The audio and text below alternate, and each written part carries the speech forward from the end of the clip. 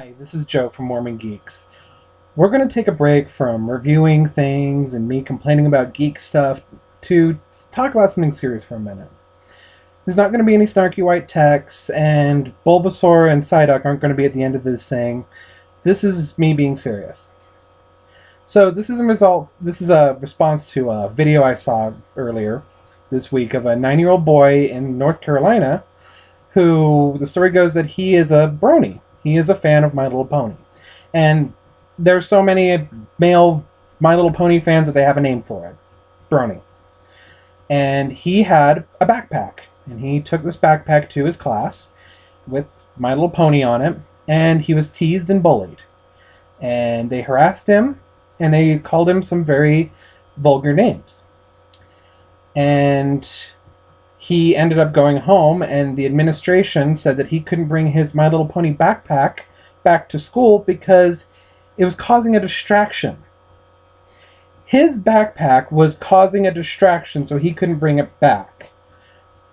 Not they were bullying him, so they're in trouble. It's about his backpack. This, sadly, is a common occurrence. It happened when I was in high school. People who are being bullied are often blamed for being bullied, and the bullies themselves usually can just skate away from it. Nobody deserves to be bullied. Nobody brings it on themselves. Bullying is one of the few crimes where the victim is blamed for the crime. If someone's purse was stolen because they left it in their shopping cart, then the person who left their purse in the shopping cart isn't blamed. It's the thief, because it's not illegal to leave your purse behind. It's illegal to take someone else's property. And whatever. Maybe that person should have been more careful. But in this scenario, just because this boy likes My Little Pony, he has to be punished because he was bullied. And I can speak to this. When I was in high school, there were a couple of kids who were, well, they would call me names in the hallway.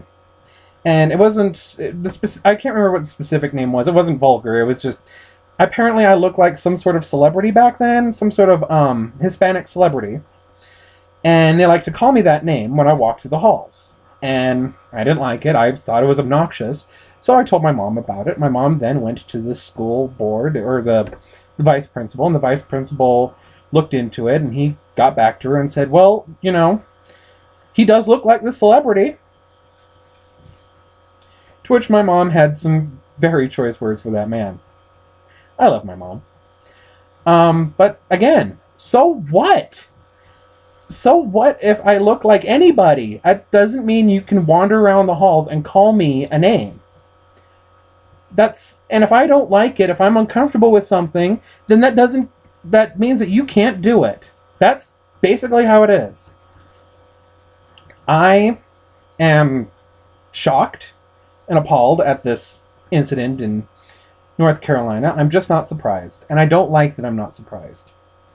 President Uchtdorf came out with a talk a couple weeks ago, and they made a video about bullying. And I think it's probably one of the best bullying videos I've seen in a while. It shows not only the victims, but the perpetrators. And it doesn't show the perpetrators as these cartoonist villains. A lot of times when bullies are portrayed, they're just portrayed as like Nelson Musk from The Simpsons, who was just a bully to bully. They've tried to give him some depth of character every once in a while, but usually it's just washed over for the fact that they just need a bully. They need someone to pick on Bart. But that's not how a real bully works. They're a person, and they're responsible for their actions. They're not just there because we need a bully. They're there because they have problems. And because these problems aren't being addressed, they're not getting help, and bullying is still where it's at. And you can argue, well, school uniforms would mean that no one brings a My Little Pony backpack, and no one brings any interest, and everyone looks the same, so that must reduce bullying. Guess what? It doesn't. It doesn't reduce bullying at all. Because they're not addressing the problem. They're not addressing the bullies. They're, again, addressing the victims. So, the young boy's name was Grayson Bruce. And he is a brony. And I think it's brave of him. I think it was brave of him to bring that backpack to school. I think it was awesome of him to express his interest. I'm personally not a My Little Pony fan, but I respect someone who is. So, if he was so brave that he got to bring his My Little Pony backpack to school, I'm going to be brave. This here is Operetta. She is a Monster High doll. She is my Monster High doll. My niece, about 2 years ago, got into Monster High. She thought it was really cool, and her mom helped her get introduced to it, and I grew up loving the Universal Monsters, so I fell in love with it. And so I got this doll because I thought she was adorable. She's the daughter of she's the daughter of the Phantom of the Opera, hence Operetta. She's got this cool rockabilly look. Yeah, I like her.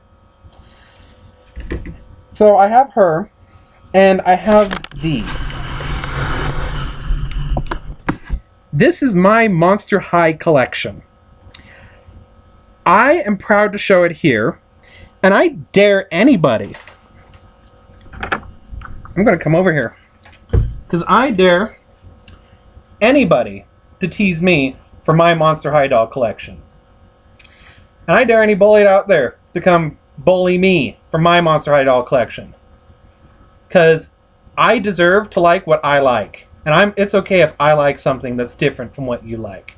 And no one deserves to be bullied.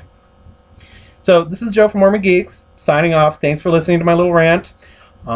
If you have any comments, share them below. But let's get this stopped, folks. Thanks.